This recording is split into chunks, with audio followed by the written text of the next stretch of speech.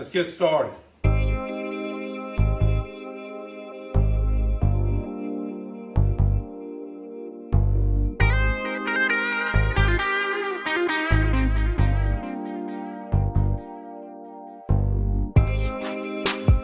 J.C. Sherbert. Woo!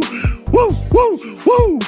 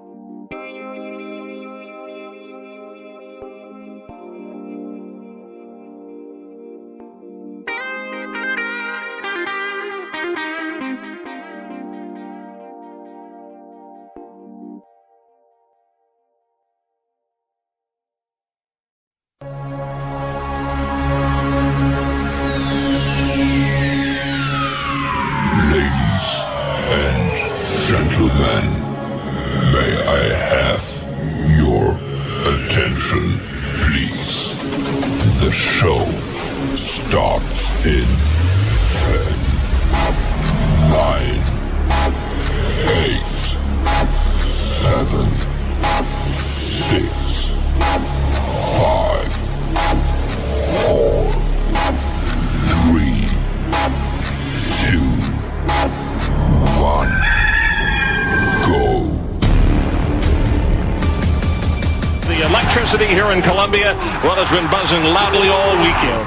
Passion of the crowd in Williams-Brice Stadium is second to none. And the rave breaks out in Columbia. It is good! Gamecock fans, welcome home. See how it goes, but we'll be ready to go. It's time to root. Let's go, Carolina! It's gone! Touchdown! What a hit! He baked it in! Can you believe it? Gamecocks have won this game! Here are your hosts, J.C. Sherbert. Oh, watch him celebrate now! Phil Molinex. My wife doesn't like hanging around losers. And Jamie Bradford. I'm going to tell him, you look like you joined Duck Dynasty.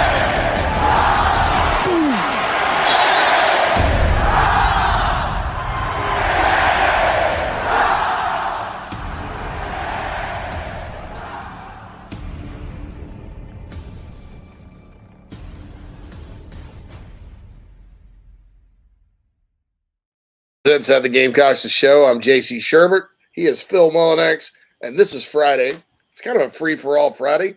No guests lined up.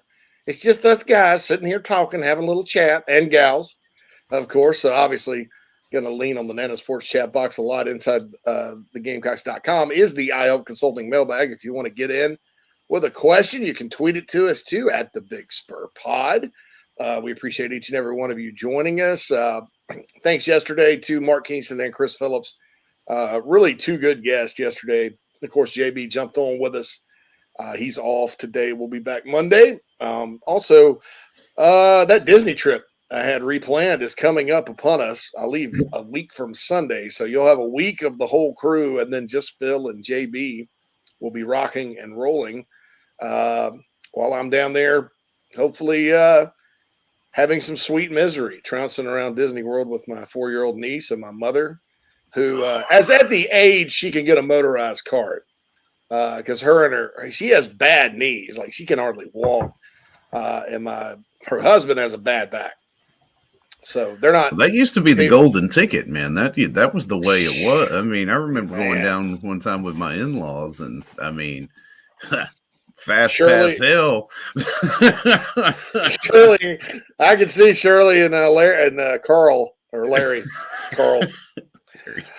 making that happen. Man, one time I'll tell you, I was down. I felt so bad for this one lady. She was about 490 pounds, and at least. And she had one of those carts, and it was New Year's Eve, and we were trying to watch. We watched the fireworks in like the auxiliary area at Magic Kingdom. I was with my ex and her 2 kids, and this poor lady ran the hell over this lady that had open-toed shoes on. And you heard it crunch. And the victim was crying, but then the poor lady on the cart started crying because she just feels bad about herself at that point. Some people may have thought it was funny. I kind of got a little lump in my throat, to be honest, because I was like, because you don't know why. Some people get that big because they get that big. Some people get that big because they can't help it. They have a thyroid condition or whatever. I did not know. Therefore, I did not judge. But I heard those bones crack, and oh boy, I was like, that lady's going to have reconstructive surgery. I don't even know what her legal recourse is. I mean, do you have insurance? Do you call Tony Pope? Right. If you got a motorized cart and say, can you insure me for a little bit? No, you call Todd Ellis. Todd Ellis could have called the play-by-play on that. She got some old Bone Crunch, Carolina. Anyway. But mom's pretty safe with it most of the time. When we went a couple of summers ago, her and Gary were racing, and I was like, man, so I got to look forward to that. But boom, broken toe, Clint says. So I got that to look forward to. I'm looking forward to some baseball this weekend. Bethune-Cookman comes in. The Gamecocks have a chance to start 17-1, not 21-1, like Chris Phillips and I both were talking yesterday. Lance goes, hurt me. Oh, my God. Okay, I'll put it in reverse. I mean, shouldn't those things have beeper, like a or something like that? Oh, wait, did she roll over it and then re-roll over it, trying to correct it? Now that she reversed because she was backing up from the crowd. Oh, yeah, and I was like, oh, my goodness gracious. Just, oh, my gosh. So anyway, that's hopefully there's no bone crunching experiences there. No. But I'm gonna have to walk it, man. I'm gonna have to hit the treadmill every day next week. I'm gonna have a lot of energy for the show because I've got to go. I can't just hit that. I'll be in the motorized cart by the end of the week. I tell you what, it's been a while since I did a theme park like that, especially Disney, because then you're days on theme park, right? And 5 days, I've always been able to keep up, and I've been the one, driving the train out in front, carrying kids on your shoulders and all that stuff, backpacks and whatnot. But always handled it well. But I've been out of shape. I'd have to train. I need to train. I need to get some training. So yours truly is going to be doing that. It's kind of. I probably should have started a month ago, but that's difficult. All right. The award-winning Nano Sports chat box is always open. And also the iHelp Consulting mailbag. We do have some questions in there at Inside the Gamecocks at gmail.com. Or you can go to at the Big Spur Pod. Please follow us on Twitter. Please follow at Inside the Gamecocks. on Instagram. And also, reminder, we are in the Signorama Studios in case you missed the new scroll. That's called the scroll, and then you got the intro. But the scroll, we just to explain this to you guys, we're not doing 2 intros. The scroll is like, I'm supposed to start that earlier. Yeah, we're supposed. We usually start that about like 10:55, so you guys can go ahead and get in, and we it's like opening the vein. But we just don't want you to sit there. We want to. It's kind of like that stuff when you go to the movies and you see like. Your local realtor or whatever, and they're playing the music like with the local ads before the previews. Let's consider it like the that. Lobby. Let's go out to the lobby.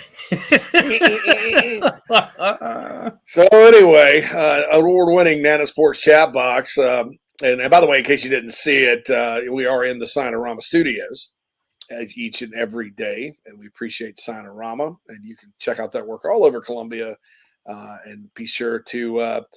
Hit them up if you need signs. I mean, I think, we're going to probably take this show on the road at some point in the next 6 months for a quick road trip somewhere. I'm not going to announce where yet. So I may need some signs. Sign everywhere, sign. We would need some signage. We'd make Clint. More. Mm-hmm. Yeah, more signage. Clint's the first person in the chat box today. Happy Friday, he says. Brian says, morning, fellas. Joseph, happy Friday. Krager's like, we made it. Anyone checking out the Players Championship? I think Chris Phillips is there. Yeah, I think that's where he is. Yeah, I think that's where he's at. Lance says he made it to Latte Friday. Ooh. You and me both. I bet Phil's got bourbon in that coffee right now. Oh, if only. If only. Lance likes the intro. Beatty says, according to my sources, there will be some absolute heat being delivered around 7:00 tonight. Yeah. Will Sanders on the mound for the Gamecocks.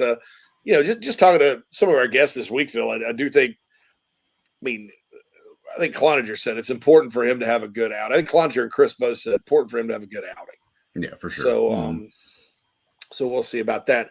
All right. So the Anthony Rose tweet, I knew this was going to come up. So Rose tweets, I'm back. Now, I have not followed up on this. But like I said a couple of days ago about the situation, there's not misinformation. I'm sick of people calling everything misinformation, right? Because these days, if you don't agree with somebody about something that's clearly a matter of opinion, certain people like to call it misinformation. So if it's definitely misinformation, I'm going to tell you. Let's just say there are a lot of variations of the story out there from credible people, including people I talk to, that don't really align. That's why, honest to God, I don't say anything about it. If I have a legal situation, if I have a contact or something, I'm dribbling that out. Number one, it's none of anybody's business. All we should all care about is the resolution, unless they did something egregiously bad. You know what I'm saying? And then I'll tell you, or not. But that's number one. Number two, you never know what the argument's going to be, between the time something happens and the time you get to court. Lawyers have strategies. They have attorney-client privilege. It's just there's just and then you have at certain times. I don't think it's in this case, but at certain times, you have different lawyers representing different people. If there's 3 folks involved. And sometimes and I'm not saying it's in this situation, but sometimes they'll try to pin it on the other. So there's all a matter of interpretation. So that's why I don't say anything. And I know what's been out there. Okay. And I'm not criticizing anybody for putting it out there on whatever they do. But, I'm just saying that this is a fluid type of deal.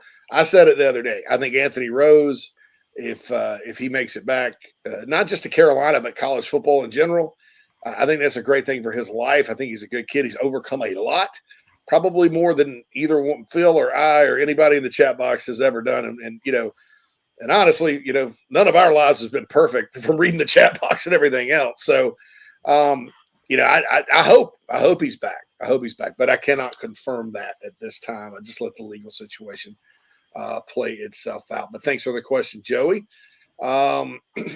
Bruin Gamecock barbecue. I'll let somebody else answer this. Anyone ever had the gout? Dealing with it for a month. I'm sick of it and need a steak. Yeah, I have not, but I hear it's hell. I hear it's real bad. So, yeah, thoughts and prayers out to you, man. Whew, gosh, I've never had it. Lance makes a good point, and I not, I'm not kissing up to him because he comes on the show, because I would never do that. But like just interviewing him, he's a lot cooler than I thought. And Lance says Mark Kingston's slowly changing my thought of him. He's kind of chill this season. He is. I do notice he's kind of relaxed, and I think he really likes his team. I think his team's playing hard for him right now. That's called coaching. Monty Lee obviously has had a big impact. The Gamecocks are like 10th in the country, I think, in walks, or second with 90. Gavin Cassis, I think, is in the top 5 in home runs. Braylon Wimmer, I know, is number 2 in runs scored. So, I know they haven't faced,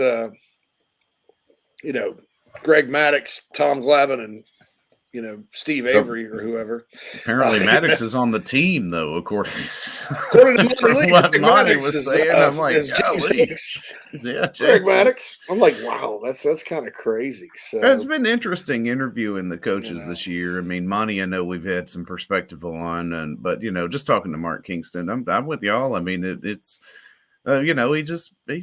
he's fun to talk to. Good guy, just comes across well, doesn't seem all stuffed up and like somebody who just let's get through this interview. He's always been nice. It's good to get to know guys like that, on a different level here on the show. Yeah. Now that doesn't change my opinion that he really needs to win this year.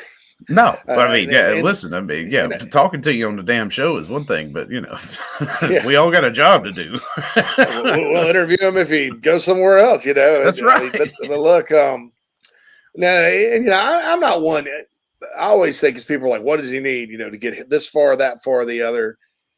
It kind of just depends on how it goes down, because there's a lot of variables. The NCAA could completely screw you. They could back over you in a motorized cart on New Year's Eve and break your feet, break your foot, and throw whoever with whatever pitcher in the regionals with you. And it's just baseball, But now I don't think that happened a few years ago. I think Carolina choked and couldn't hit it. But so to say that, under a normal type of year, I think probably the Supers is, probably needs to get the Supers. But you just never know what's going to happen. And Kingston's always talking about, on the 2 times we've talked to him, staying healthy. Gamecocks have been, knock on wood, fortunate about that this year. So, you got to kind of do that. Brian in the Nana Sports chat box. Very good question. I got one for both of y'all. We missed out on Lonergan, but wind up flipping Lenoris. Do you think we wound up with a better quarterback? We'll see what Dylan Lonergan does. I think he made the right decision going to Alabama with Eli Holstein in that class too, because right now Dylan's heart's set in baseball. Baseball, baseball, baseball. Now, I have no idea if he's even on the Alabama roster for baseball this year, or maybe he didn't enroll early or something. I don't know. But you go in there with Holstein, you're probably, if you're playing baseball during spring practice, you're not playing quarterback for Nick Saban that first season unless there's massive injuries. It works for Alabama because you got a pretty talented guy sitting there giving you depth. And I'm not saying he would have started at South Carolina or anything, but he would have been kind of the quarterback of the future. I'll say this: Lenore Sellers is a much better football player than Dylan Lonergan. Just a football player. If I just were, playing football, the act of playing football, not necessarily quarterback or 7-on-7 or watching him throw or Pascal or whatever, but actually playing football, he's a better football player. And I think it very well could be that Sellers ends up being better. I mean, Sellers is 6'2.5", 225 pounds. He runs 4.4, and you've read the quotes from players about his arm. And it's not just like some guys have strong arms, but they're not the most accurate. This guy throws a great deep ball, leads the guy in stride. He's got a natural flick of the wrist. I mean, who knows? Lance says definitely Lenoris is better. See, I didn't even have to go into all that. Could have just asked Lance, right? So, So there's that. Chris said he went to the Players this past Tuesday for the day. I thought, I don't know. Mm-hmm. He was out of town yesterday, so coming at us from another thing there. 76 says, so you're saying Rose is back. LOL, I'm kidding. I get that a lot. John, who is on Facebook, one of our Facebook audiences, what is Eddie Lewis running the 40-yard dash? 4.45. He's fast. I mean, he's not pretty quick. I mean, look at his returns. I mean, you can tell he's a two-stepper and can get down the field, but he probably a tick faster than Brooks and Van. I don't know in a straight if they raced, it'd probably be really close. But he's a guy. Brooks and Van were very good complementary receivers at different points last year, and then at the end, they both kind of were pretty good against Tennessee and Clemson. They both made their share of plays, certainly. So you got to replace those guys because having those second receivers, third receivers, fourth receivers, that makes your offense go. I mean, because they're going to try to take Juice Wells out of the game, especially if you don't have talent at the other two spots. And I think Eddie Lewis can certainly step in for that. Saunders got 4 shows to catch up with this week. I've been wondering where you've been, Saunder. Yeah. Joey says, article on Whittle Brewer earning his way back in the lineup could bring Stone in as a defensive replacement. Stone's defense is elite. Yeah, that's ideal because, Brewer's got more power and historically has hit it better. He just was in a bad slump. Bad slump. Yeah, I know he rocked one out here in Greenville the other night. Yeah, man, that's good. Was happy for him. Lance says on the lattes we're going to Omaha. If they go, I'm gonna have to go out for at least a game or two because it's driving distance for me. And Xavier asked earlier if it's snowing up here. Yes, it's that kind of wet snow that's not sticking.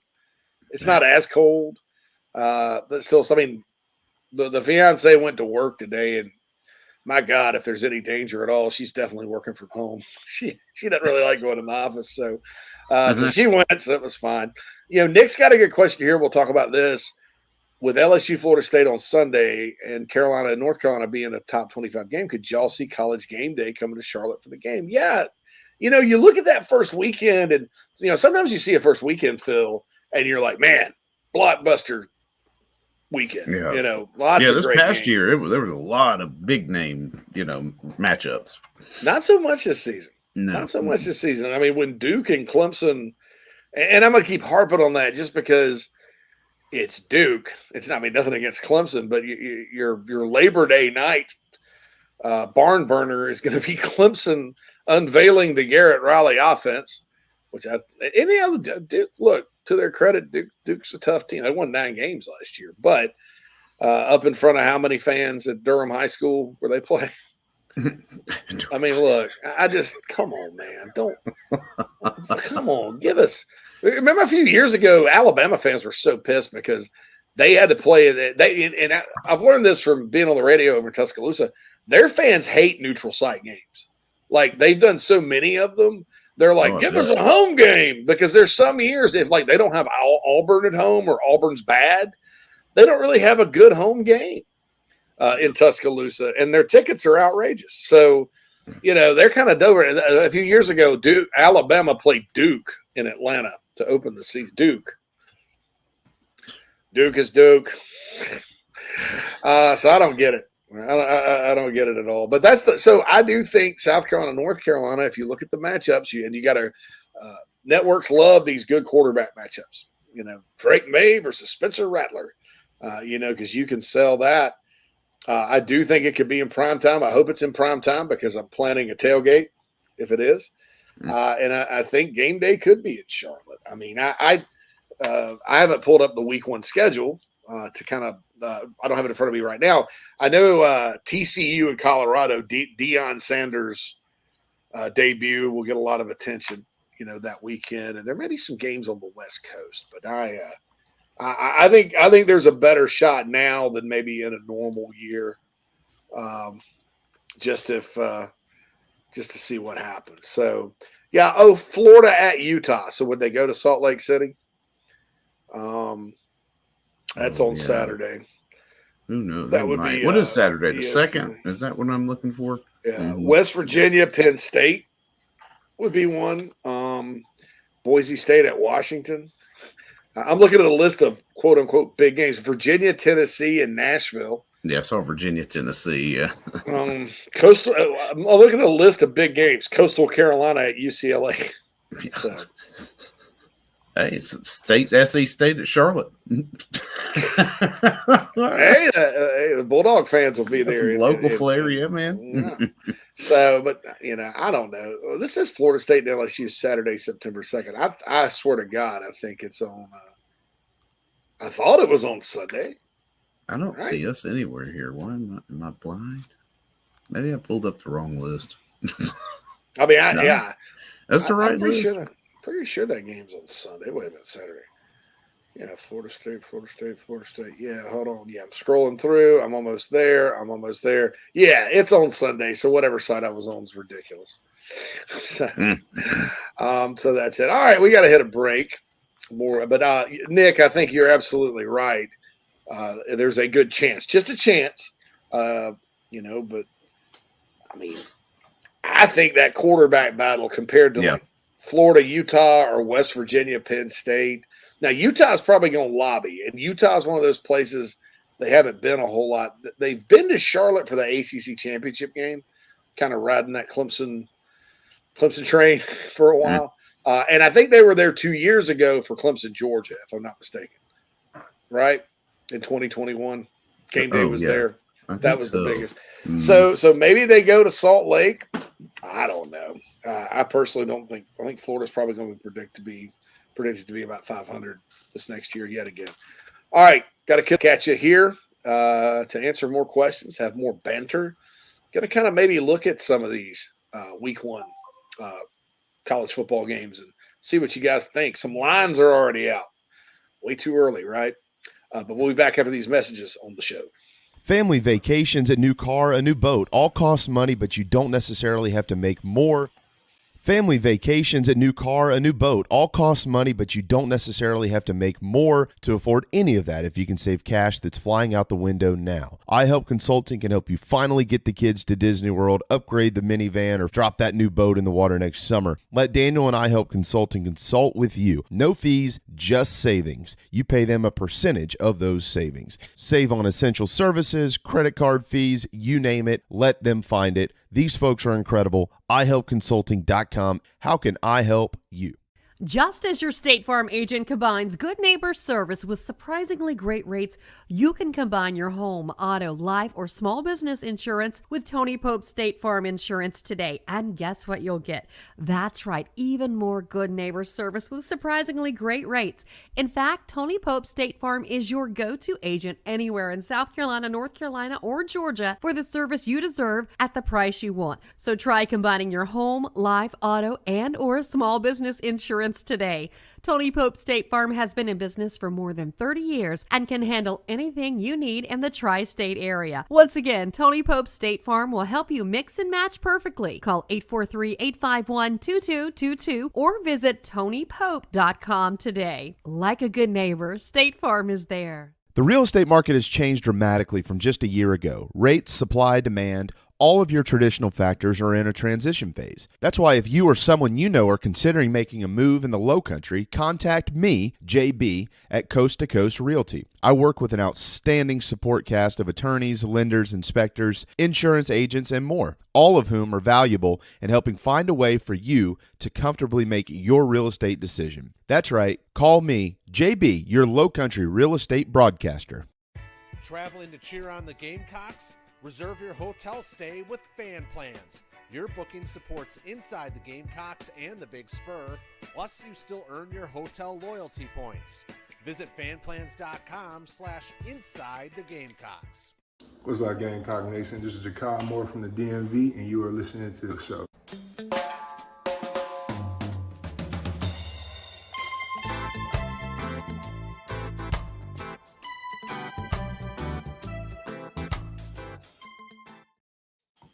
Welcome back, everybody, to Inside the Gamecocks, the show, presented to you by Express Sunrooms of Columbia. Give John and his team a call. 803-446-4662 is how to get in touch with them. Set up a no-obligation consultation to talk about a potential outdoor retreat for your backyard.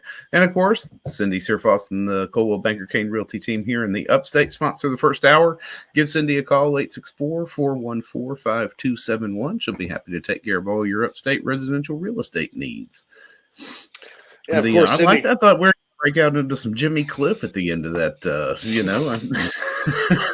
that new spot. I was like, all right. There we go. Yeah, Ja'Kai Moore, courtesy of Carolina Rise.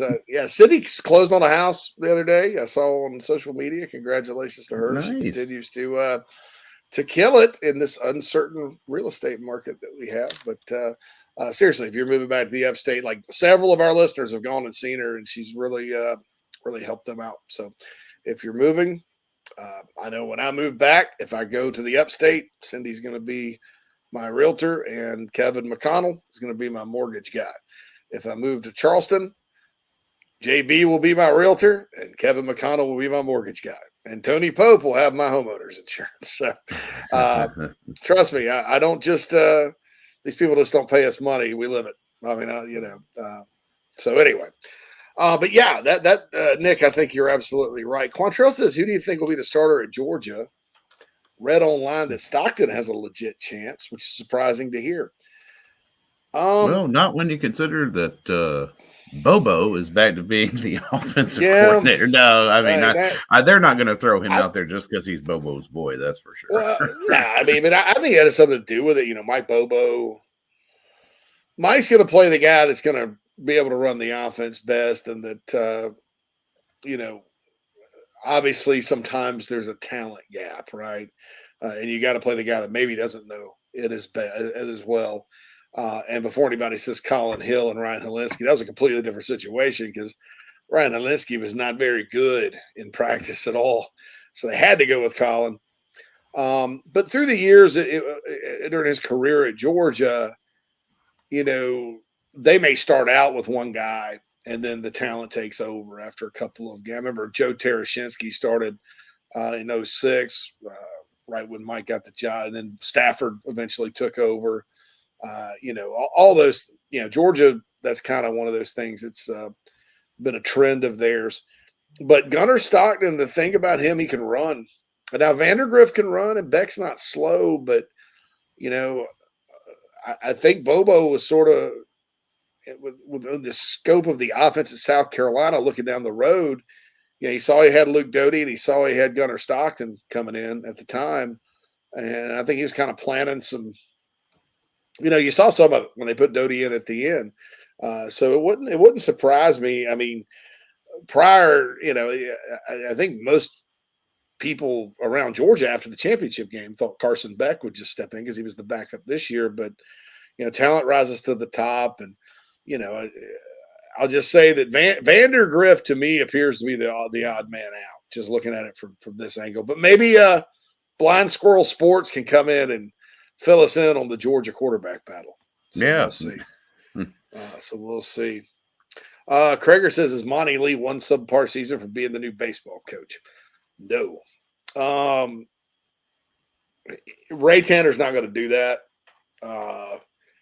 That would be a tough sell, and although would Monty Lee make a really good head baseball coach at South Carolina? Yeah, I tend to think he would, and people, well, what happened at Clemson? Why couldn't you win there? Well, that's baseball.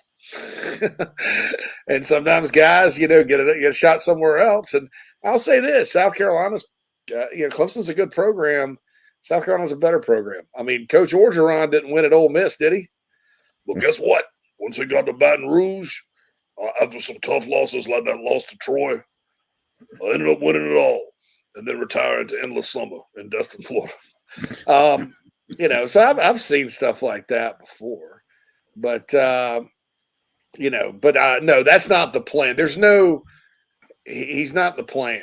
That's not the plan right now. And if things go south this year, and they make a change, I'd look up toward Louisville. I'd look up toward Lynchburg, Virginia. And I'd probably just stop there. Maybe Greenville, North Carolina, if that happened. But I'd probably just stop there. But look, Marquise is 13-1.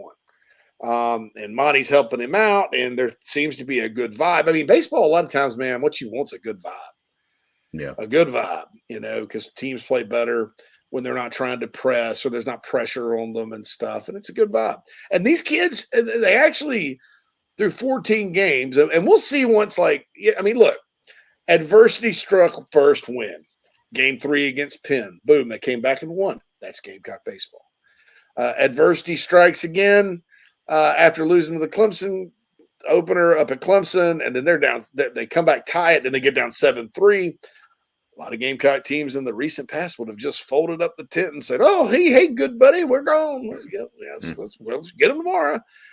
They came back and then hit a moonshot, over the fence, and not only got the lead but piled it on a little bit, then dominated the third game, and then just absolutely crushed their midweek games.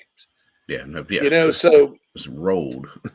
Even though the competition's not been great, this team has bounced back from adversity. To me, that is more important in a sport like baseball, and really in basketball too, which is why, the only concern I have with the women's basketball team is they're undefeated. Right. Because you're just they hadn't taken an L. So, now they have had some close games at UConn. Ole Miss took them to overtime. So they have had some adversity. But unlike football where, it's really good to win all your games, right? And I got a football analogy here too. In basketball and baseball, I think sometimes it's you never want to lose, but sometimes a loss helps you more than a win because you have to go bounce back. You know what I'm saying? You're a bounce, and you learn how to face adversity and overcome it. That's why, I thought that even though at the time I wasn't happy when they were down 7-3 to Clemson on Saturday, but people that just were after Carolina came back and won, people that were still critical, the first 7 innings were bad. No, that's not how sports works, man. Sports is a lot of times about, it's a lot of times better to come back and win or to face adversity and lose and then come back and bounce back stronger than it is just to win ugly, in my opinion. So that's just my thing there. So anyway, yeah, people are talking Dylan Brewer. Saunders said tax season has kept me under a rock. I'm fighting back today, though. I blocked my calendar for the entirety of the show, marked as important private appointment. Well, we Lance mentions appreciate Eddie that. Lewis. He says Lewis is a huge pickup. Cat finds separation. He does, and he's a good returner. So, who was Van? Van was the punt returner last year, and then Amarian Brown took his spot when Van got hurt. Yeah, and Amarian's pretty good punt returner too. Lewis could maybe beat him out. I think at punt returner, just because he was so dynamic at Memphis. I think he's going to help. Bruin says, I'm thinking Braswell will step in at running back, and once he gets his shot, he'll be like Lattimore and take over. We'll see. I think he's probably a little bit more like Rico Dowdle than Marcus Lattimore. Probably has he's probably ticked faster than Rico. But you remember, though, back in 2016, Rico, once he got healthy about game 4, he was by far the best running back on the team. Mm-hmm. That could happen. I would think Mario Anderson would have to get hurt for that to happen. But, man, after him, because, and look, this is nothing against Juju McDowell. And maybe in year 3, Juju bulks up a little bit and he could be the every down back. Or maybe Dowell Loggins kind of reworks the offense. And he did mention the other day they have an air raid package. Maybe they just run more air raid type stuff. And, Juju doesn't have to get banged up. But we'll see sort of what happens there. Seth says, do y'all think DeCarrion Joyner could be our short yardage back with a full season of preparation and nutrition? I still feel like we need another guy, but he has the frame and mentality. Your thoughts? I think what Joyner can do is help the run game. And I'm just going to say that in general because John Whittle, back when, 2018 or something, when they had all those injuries at running back, was like they should move DeCarrion to running back. And I'm not opposed to it, but DeCarrion is at his best when he is at quarterback, number one, and doing natural quarterback things like moving the pocket, keeping his eyes downfield, escaping, turning upfield, that type of thing. Now, he had a pretty good finish to the year. I think they figured out kind of how to use the Wildcat with letting him pass and stuff, and was good in short yardage. So I don't know that you're wrong, Seth. I would just have to see it, and because he's a bigger guy. He's about 6'1", 215. So I think Joyner's not small. No, and one of the positives about Joyner is it's similar to our situation on special teams, is that it creates a special circumstance for someone to prepare for. So It's just one other thing you're going to have to prepare for that you can't just immediately focus on the normal offense, if you will, air quotes normal. Yeah, it's a special preparation. Yeah, special preparation. Special prep. So yeah, but I don't hate that idea at all. As far as I don't know who else they could move. Maybe Xavier Legette. They were talking about him, and he did have some carries from scrimmage, and this was Marcus Satterfield alluding to it. But saying that, I don't know that Marcus Satterfield can't evaluate players. I think he's probably pretty good at that. But he was talking about how Xavier's pretty good from scrimmage. So I don't know. I know that they're confident that they'll get a back or two in the portal, and there's not a lot of over concern. And what that also tells me is Lavassier Carroll, even if healthy, even if he hadn't retired, probably was not taking the type of steps that they would have liked. So there you go. I'm not saying that's no big loss, because the light can come on at any time for a running back, right? But hey, they're not worried about it, so we shouldn't either, I guess. But I guess that's our. I guess now it's our. We don't have millions of dollars at stake with our salaries and stuff, and we don't lose our job if the Gamecocks lose. Not my career on the line. Although, well, yeah. Although business is not as good, but I'll say this: it's like, but I think we're more worried than they are. So I guess that's part of it, right? Mm-hmm. Sauter says Battle of the Carolinas will make a cool college game day. USC UNC rivalry renewed. Yeah, they've played it often enough. Like, start thinking about it. That's 3 out of 5 years. So it's kind of gone like Carolina, Georgia most likely will go once they have the new SEC schedule, where you're playing them every other year. Now, Gamecocks don't play them again, I don't think, till 2029 or something like that. Maybe, 2029. But 3 times in 5 years. Bring them on. Yeah, and with all the, conference expansion talk, somebody needs to just keep drumming it up like this could potentially be a future conference matchup. Yeah, and then there's another storyline for you, Yeah. Frank says, any word on the running back who decommitted from Georgia? Don't have a name. Yeah, nothing going on with Carolina there right now with him. Clint says DJ Twitty, Chapman High School, Spartanburg County. Mm-hmm. Will be good in short yardage. I thought DJ Twitty, he's a transfer in from East Tennessee State. Kind of like Nate Atkins, right? The Buccaneers. I thought DJ looked pretty good, like as a fullback type in the spring game last year. I also thought the linebacker has an Italian last name, Bolisaro, something like that. I think that's his name, Solinaro. He's also from Chapman, and he looked good. And DJ Black, another walk-on receiver from Chapman, looks pretty good.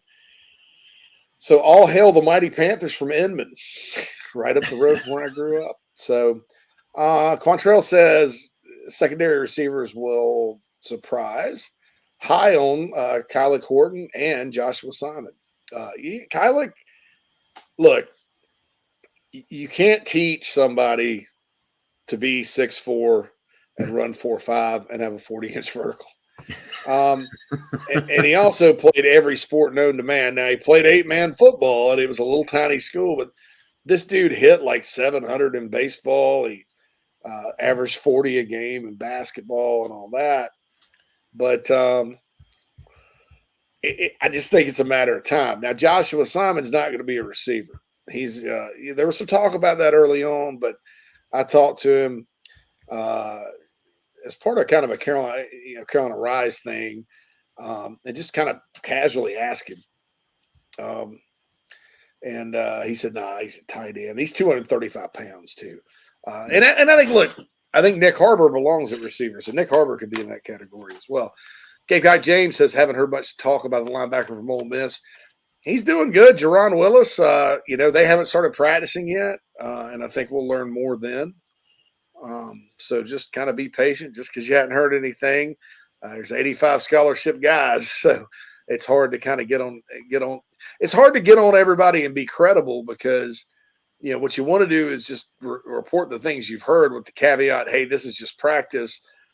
And I think practice reporting is basically in the scope of who is going to play this year for Carolina. A lot of times people come down on us when we say, this guy's looking really good. Well, yeah, under the scope of we're trying to figure out who's going to play for the Gamecocks. No idea what they're going to look like against Georgia, right? or whoever, North Carolina, whoever. And so that's the thing right there. But you can't mention everybody. And just because one of your contacts doesn't mention a guy doesn't mean they're not good. And it's also tough when you're dealing with sources, contacts, whatever you want to call them. You can't go with a list of 30 guys and be like, what do you think about this guy? What do you think about that guy? I mean, come on, man. Nobody ever talked to me anymore. Yeah. And I'm not questioning your question there. I wasn't trying to be rude to you there, but that maybe came across the wrong way. But they would have been to me like, come on, man. That's what I meant by that. Nick says Utah and Florida may play on a Thursday. If that happens, man, I would be shocked if South Carolina, North Carolina was not a primetime game, just to be honest. All right. Got time to do another break. Thanks for flying by, Phil, today. Yeah, man. This is Inside the Gamecocks, the show. We'll be back. I don't know who you are. I don't know what you want. If you're looking for a karaoke partner, I can tell you, I can't carry a tune in a bucket. But what I do have is a very specific set of skills. Hang up now, and your IT nightmares will continue. But stay on the line, and I will find you. And when I find you, I will fix it. Thanks. I think I have the wrong number. I'm trying to call Matt at Heritage Digital. He has a one-price, low-cost turnkey solution for all my IT needs, and I'm sick and tired of my IT guy. So yeah, 843-699-1001. This is 1002. Oh, well, thanks anyway. Don't be taken by some IT dude that talks a big game. Give Matt at Heritage Digital a call, 843-699-1001. Gamecock Nation, JB here, and I'm here to tell you about my new favorite painting company, A Couple of Painters. These guys are the best. Gamecock fans and excellent painters, and by far the best and easiest quote I've received. They're licensed in both South Carolina and Georgia. They offer 10% off for military, repeat customers, or if you heard it on the show, commercial and residential painting, deck, fence, and cabin staining, cabinet and furniture refinishing. They'll even remove popcorn ceilings and wallpaper, and they offer pressure washing. Find them on Facebook or call 803-522-6832. A Couple of Painters, proud partners of Inside the Gamecocks, the show.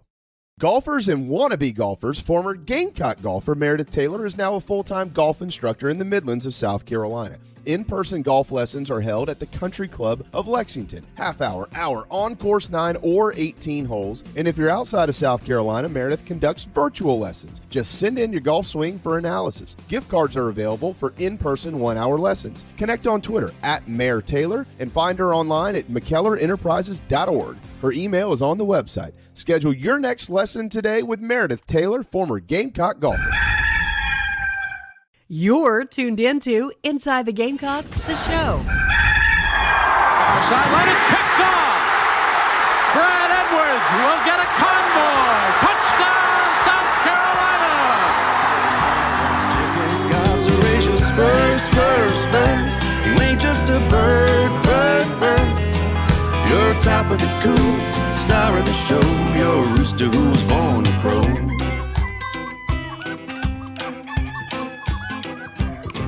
Well, I bet you wonder when you win or lost a step or two. Welcome back, everybody, to Inside the Gamecocks, the show, presented to you by Express Sunrooms of Columbia, 803-446-4662, or John B. at expresssunrooms.com, or how to get in touch with John Barber and his team about how to get some more sunshine in your life. 864-414-5271 is how to get in touch with Cindy Searfoss. If you need any upstate residential real estate help, buy or sell, Cindy will be happy to take care of you. And we're live from the Sinorama Studios. Here, virtually from all over the world. We could be anywhere to do this. Worldwide. Worldwide. That's right. How about a couple of painters, by the way? How about 10% off? Mention the show. 10% off if you're military. 10% off if you're a repeat customer. Just keep stacking the discounts. Stack those discounts. I don't know if you're all three if you get 30 off or not, but I can't wait to see the picture of the Gamecock room, by the way. I can't either. I hope we get some quickly. I hope they jump right on that. Yeah. Mm-hmm. Saunders says, I make hits, not the public. I tell the DJs what to play. I don't know what that even is. John says, word is the Cox are looking for running backs and edge when the portal resumes. Any names out there? Not yet. I have a sneaky suspicion on at least one of them.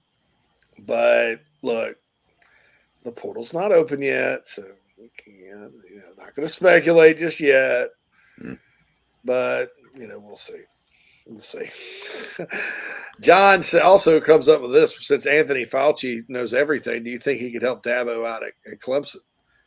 Not because Dabo knows everything, right? Oh, yeah. About a couple of guys who would not be able to get along. Woo! I don't know. Too much ego all in one room. There's a lot of ego there.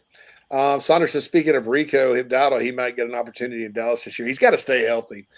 He's had talent, man. I mean, there's been times where, and man, when he, in classic like Will Muschamp era in the SEC as a head coach fashion, he always got hurt at the worst times. He and Tyson Williams both. Rico's coming off a really solid game at Florida. The Gamecocks won that game, right? And not at Florida, at Georgia. Let me repeat that. Didn't rush for a lot of yards, but hell, who can against that defense? But he bounced in there and ran tough. So they play Florida, right? Very susceptible team against the run because Mon Denson and Tavian Feaster, after he got hurt, ran all over him. What could Rico have done? He gets hurt the first play. Tyson Williams at Ole Miss in 2018, I think in the first day, he had 100 yards receiving or something. Definitely one of his breakout games. And he breaks his foot and went back to the bowl and then proceeds to run up the offensive lineman's backside in the bowl game. Just bad luck, man. He says between what happens to Malik Davis and Zeke Elliott, Rico could get in there. Reformed Manho. What? Come on, spring game. What's in store for this year? Big Spur, Natty, Big Sherb.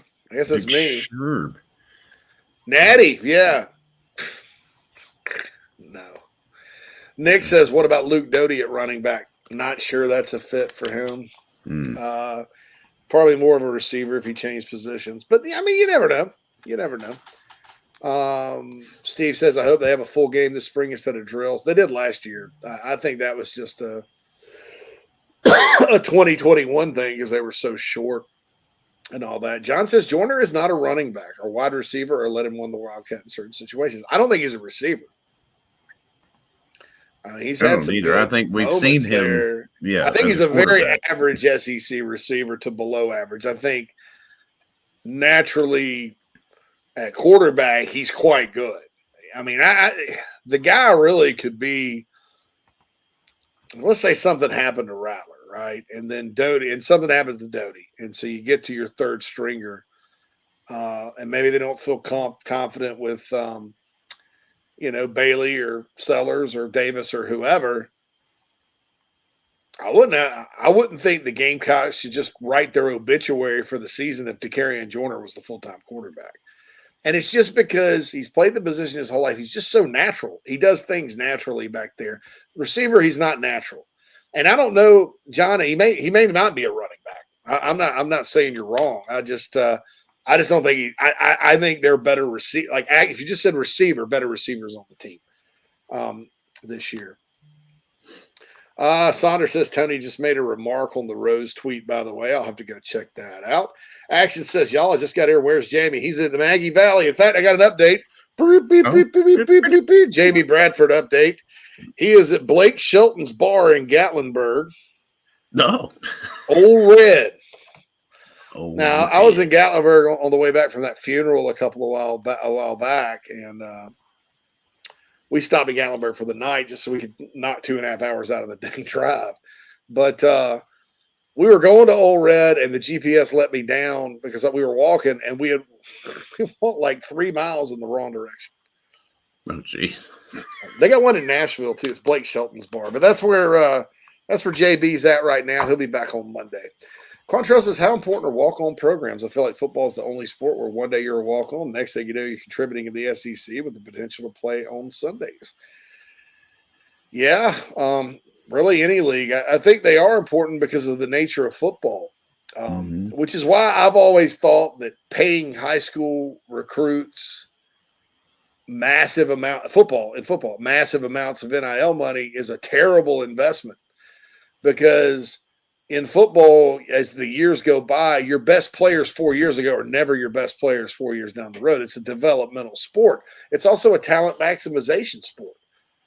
So if you got a guy that maybe doesn't have as much raw talent as the guy next to him, but he's out there maximizing and developing and getting better and better and better, and the other guy's a slug that just sits around and skates by on, what he did in high school, which is if you give him $2 million, sometimes kids will do that, which is why I'm against it. Then that maximizer, the 3-star is going to be better. And you look at the NFL draft, it's proven. It's proven in this sport. It's proven. And people can sit there and say all they want. Well, it's a higher percentage of 5 stars and 4 stars that work out. Yes, because there's not very many of them. There's only 32 5 stars, and there's probably too many 4 stars, like 400 out of thousands. So, yeah, percentage-wise, you're always going to bat a higher percentage if you know even a little bit of what you're doing. But, some people act like a guy that's a 90 is an All-American, and a guy that's an 89.7 sucks. And that's not true. So, anyway. John says, is Stone Blanton getting any playing time on the baseball team? He'll be a starter at linebacker on the football team. He's not with the baseball team. He's not playing baseball this year, and I think he's got a shot. He's got to get faster.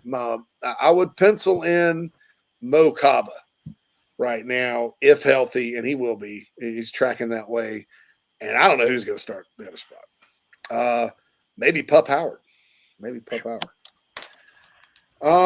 Jackson, I haven't gotten on Big Spur to see what Tony said. Yeah, I'm trying to click on it, but it just won't load that. It won't load the comments page, and we go to the boards. Yeah, Michael says, wait until after the spring game, then the Gamecocks will be hitting the portal. Patience, people. Oh, yeah. And look, these days, college teams scout other college teams and college players. They know who's – it's not like they're maliciously tampering. I mean, they hear info, this kid may want to get in the portal or whatever.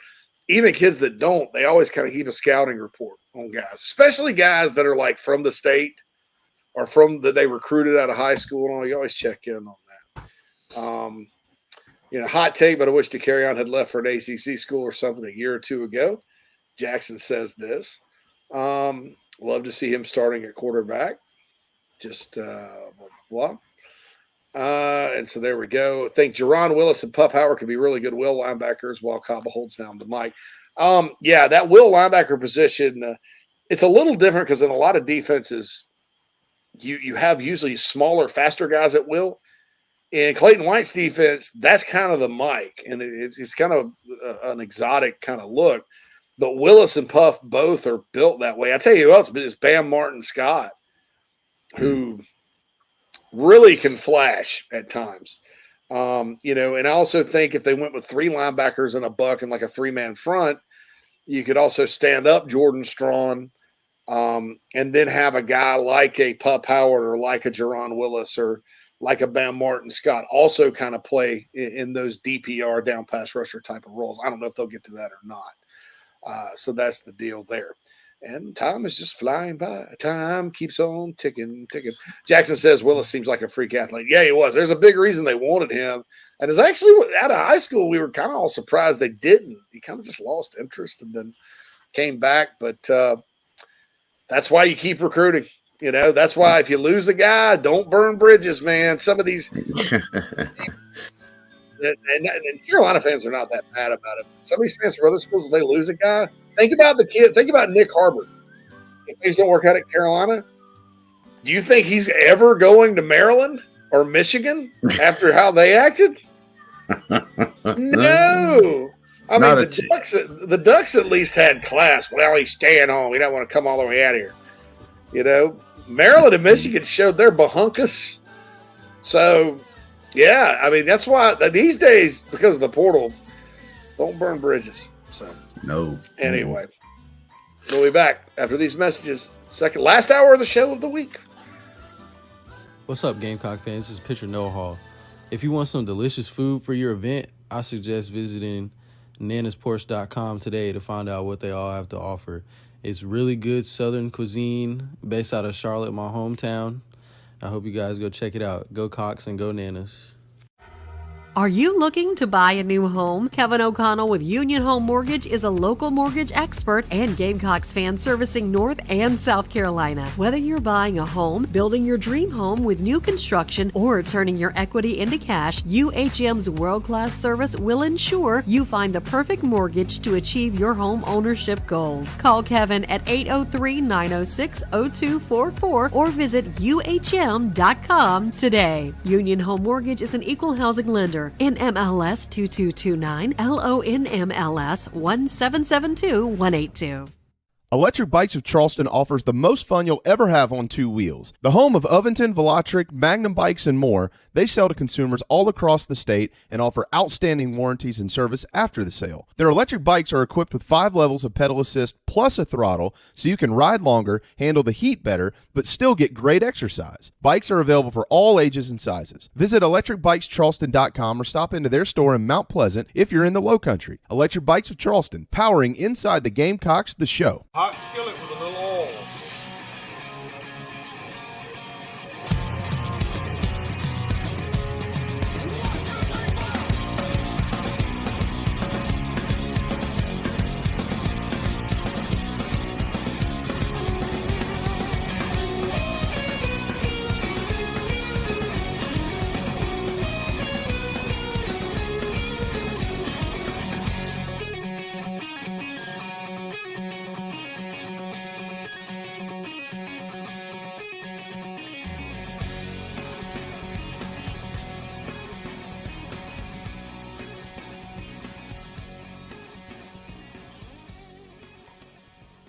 Welcome back in, everybody. Second hour of Inside the Gamecocks, the show. Here, just listening to some of this new music we got. It's nice. The bumpers are good. It's called Rat Fink Blast. Rat Fink Blast? Yeah, it's a local band from Spartanburg called Albert Hill from back in the day. Oh, yeah, okay. Some more. That's an Albert Hill special. And then, of course, the voice at the beginning, hot skillet with a little oil. That's Pepper Belly Pete, who also is at the beginning of our scroll. He goes, "Let's get started." He's this cooking guy. He's this cooking guy out of Texas, man. I wandered upon his pot roast recipe one day, and I was like, man, that guy's pretty funny with the way he does it. He's like, hot skillet with a little oil, 1 stick of butter, whole onion chopped, half a cut of carrots. Take your roast. I mean, it's just, and it's like he has this one where he does a shrimp bowl. And he goes, "I wasted 3 pounds of bacon today going hunting, trying to catch crawfish. The turtles kept eating all the bacon. Let's do a shrimp bowl. Let's get started." I mean, I'll play one of his recipes one day. We're gonna embrace Pepper Belly Pete around here. So yeah, man. Anyway. So the second hour of the show is brought to you by nobody. But we are brought to you by Express Sons Rivers of Columbia. I also want to tell you about travelingcountryclub.com. I was just about to say we could tee this one right up. Tee it right up, because I don't know what Bradford's doing at that bar right now, I mean, but maybe he has an afternoon tea time. I don't know. I don't know if he'll have the time. I don't know if I have the time.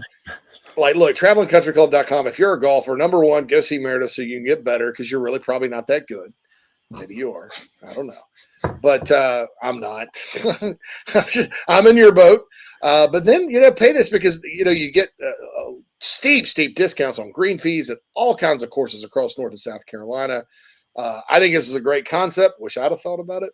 But travelingcountryclub.com, for the golfer in you, that's a definitely good deal. They tee us up each and every day here on Inside the Gamecocks, the show, along with Sinorama, who sponsors our studios, and a couple of painters, LLC, and City Searfoss, and iHelp, and Nana Sports, and everybody else. We do have a question in the iHelp Consulting mailbag today. Yeah, I saw that. Let's see. We got it in from Joseph. Happy Friday, fellas. Indeed. Pretty pleased with the projected annual opponents for Carolina. This is talking about the new 3.6. What are they calling it? 3.66 model for SEC. Why do they have the 2 6s in there? It should be 3.63, right? 3.63. What do I know? Nope, 3.66. Yeah. Oh, because they rotate. It's gonna be That's it. The 3 and it rotates 6, yeah. rotates 6, yeah. Yeah, but my concern, according to Joseph, is the rotating opponents. And this is something I was actually thinking about yesterday as well. Would they try to keep from stacking UGA, Bama, LSU, popping all on the schedule on the same cycle? Can you guys extrapolate, project what the schedule would look like? Yeah, because I think I don't know how it will exactly work. Like, will everybody, like, in other words, will they be like an A group and a B group? So A plays B, and then I don't know.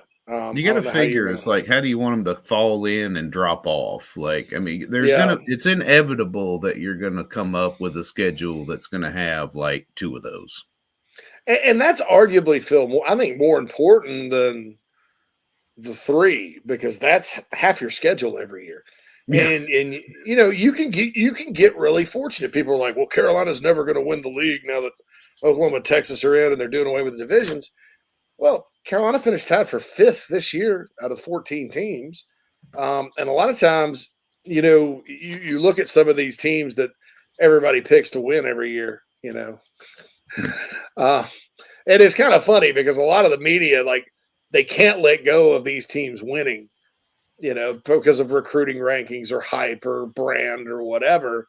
And so they push a school like Carolina down or Mississippi State down when I knew Shane Beamer and Mike Leach probably win 7 or 8 games. They're going to go down. So anyway, you want to play a slate like this will look difficult.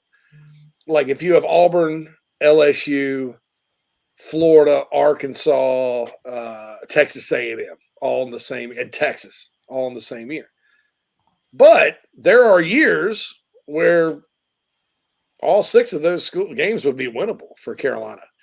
LSU is always kind of a bear, no matter how good or bad they are. But, look at A&M this year. Look at Auburn in 2021. Look at Florida in 2021. And really, they weren't that good this past year either. Put that one on the OC. A&M down. Texas is going to definitely not be someone or some team that you should totally fear. I mean, they're going to be good, but they're going to be years where the draw of those 6 is going to be paramount. Because there's no way you can plan on it being fair and even every single year because teams go up and down. I mean, what about 2014? If you're sitting there in 2012 and you have the 2 Mississippis and you're, Auburn, you're like, we're going to win the national championship that year.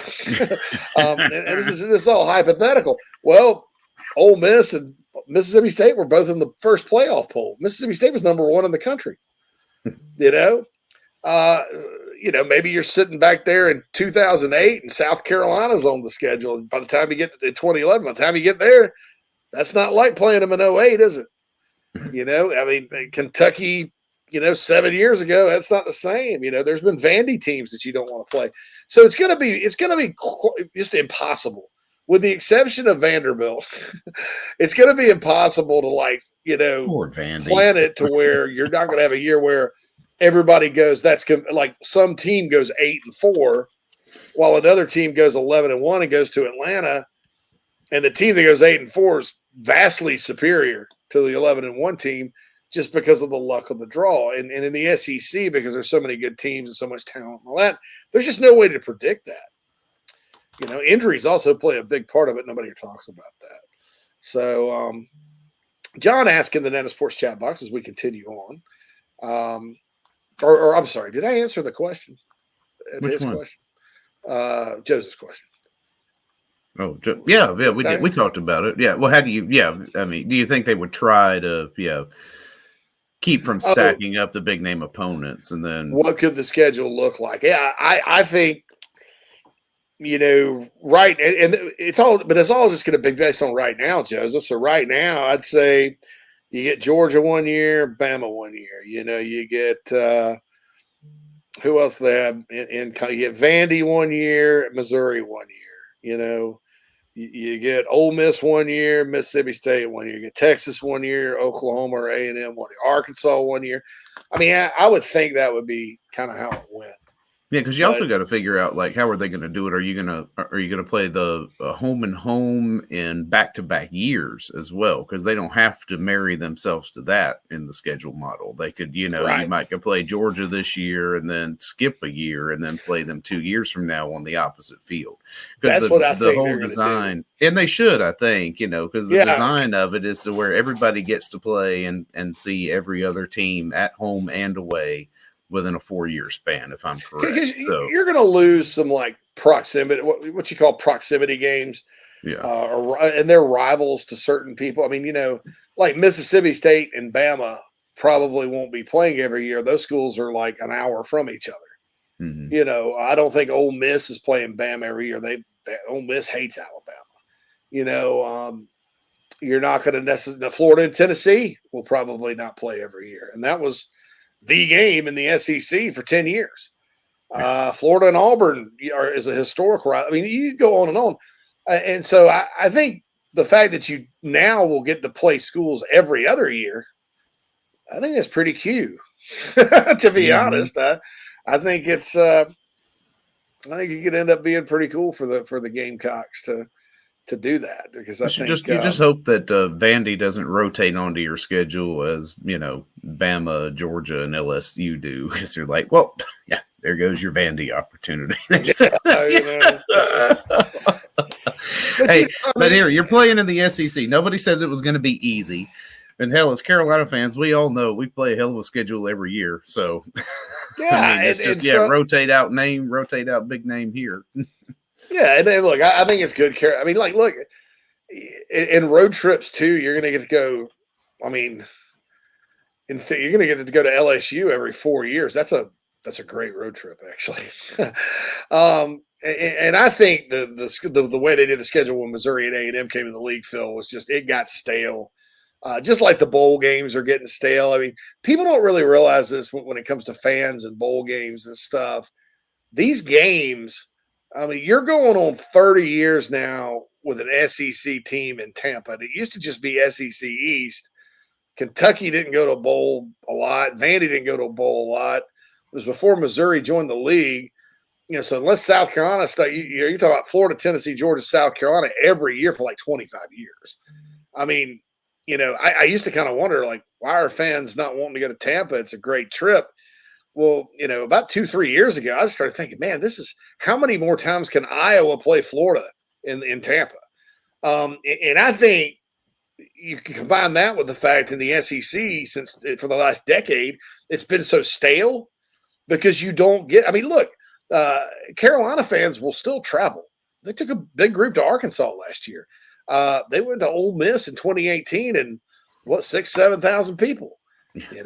Because they hadn't been. You give fans more variety and fun trips, and you get to experience everything. And then the player, doing this for the players, I think is most important because, you sign up to go play at an SEC school like South Carolina, you expect to play in Tuscaloosa once, right?